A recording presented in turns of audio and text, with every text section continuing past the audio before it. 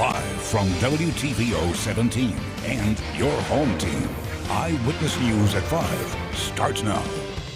At the end of the day, I just want you to get it, and I want you to get it at the first place you can. Local health officials sort out coronavirus vaccine issues, what they say is to blame for a shipment delay.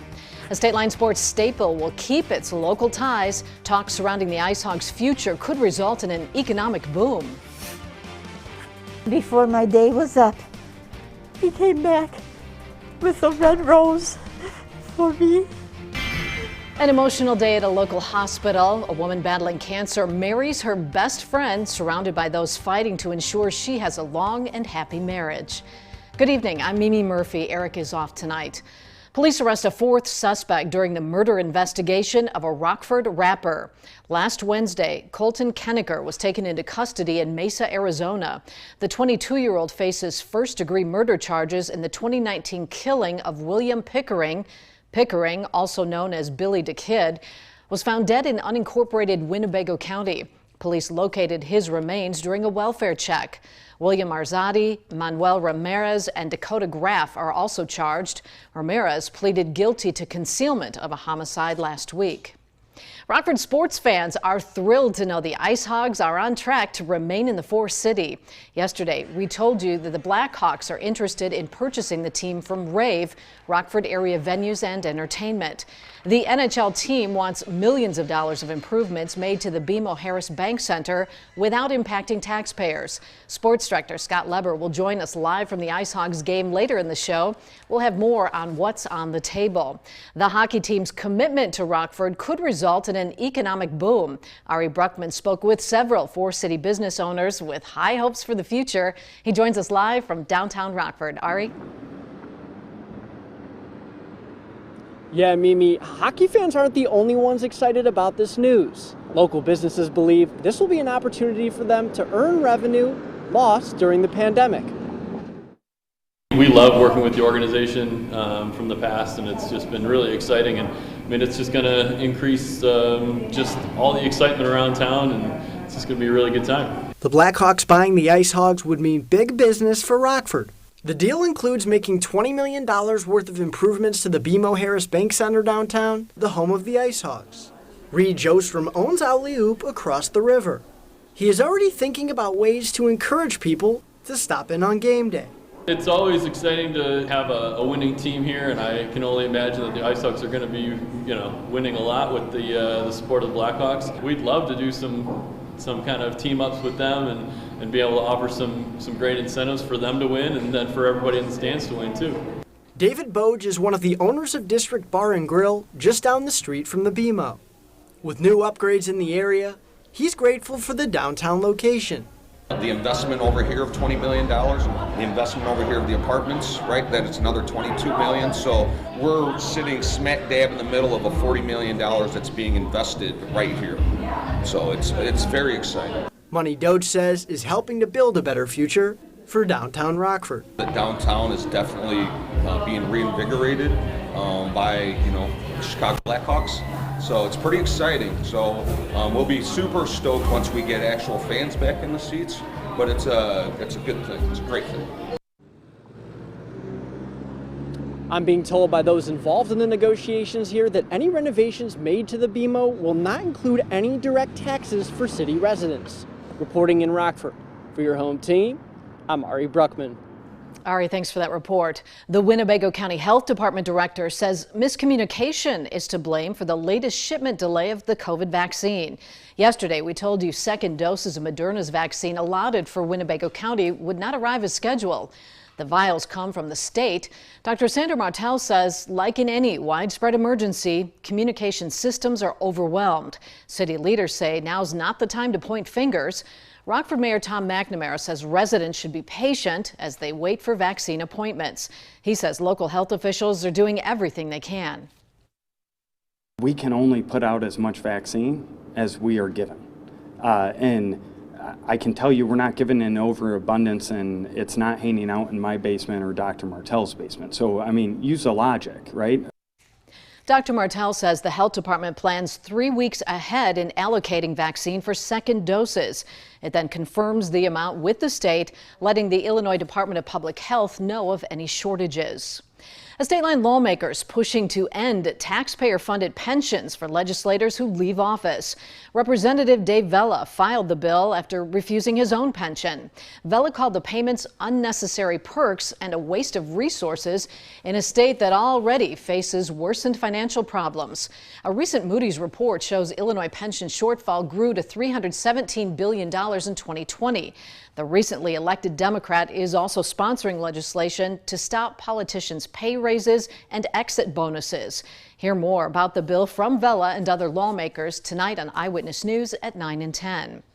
Purchasing a pet is exciting, but dog owners should be aware of where their puppy came from. Supporters of a new Illinois bill hope to put an end to puppy mills, operations that practice fast breeding under poor conditions. Michelle Rave has more on what's included and how it would impact pet stores. If you're looking to add a pet to your family, you have a few options. You can adopt or you can buy in store. A new proposed House bill could ban pet stores from selling to you. We actually oppose this bill. It will do nothing to address the welfare of dogs. If passed into law, the bill could mean the closure of pet stores like Furry Babies inside Cherry Valley Mall. That means we would have to close. That means that there's going to be an opportunity for the black market to thrive even more than it already is, with rescues purchasing from bad breeders we would never work with. State Representative Andrew Chesney proposed the bill. He hopes it will help in the fight against puppy mills. This would just eliminate the entire practice, and that hopefully these puppy mills that are generally out of state, they are out of state, their business will be impacted, and that'll either force them to close, which would be my great hope, but certainly impact their business that would encourage different practices. There are puppy mills absolutely that exist in the United States, but those are not where our dogs come from. Stephanie Lauer, executive director of Noah's Ark Animal Sanctuary, says she agrees with most of the proposed bill, but says it's a band-aid to an even bigger problem. It doesn't hit it at the focal point, which is the breeder. Population doesn't come as an end result, it has to start in the beginning. So if they're trying to do that to help population control, they have to go backwards. They have to step back a few steps and go back to the breeder. Furry Babies president agrees and says implementing stricter breeding standards would be more effective than closing down pet stores. We believe that every person should have their own choice on where they get their dog from and should not be limited. Chesney stresses if this bill passes, it wouldn't impact individual breeders, but it could impact stores like Petland and My Furry Babies. Reporting in Rockford for your home team, I'm Michelle Rave. A state line woman marries the love of her life in a hospital ceremony.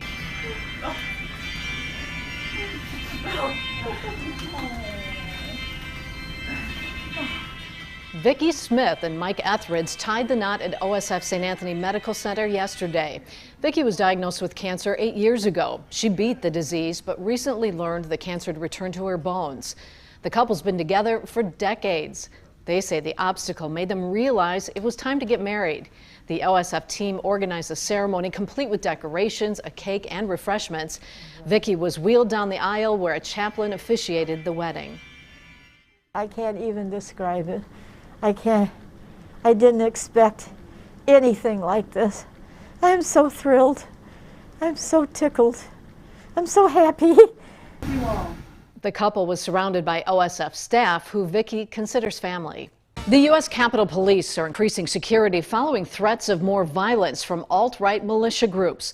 The threat comes nearly 2 months after rioters breached the Capitol. D.C.'s Raquel Martin joins us with more on the threat. She keeps you connected to the nation's capital.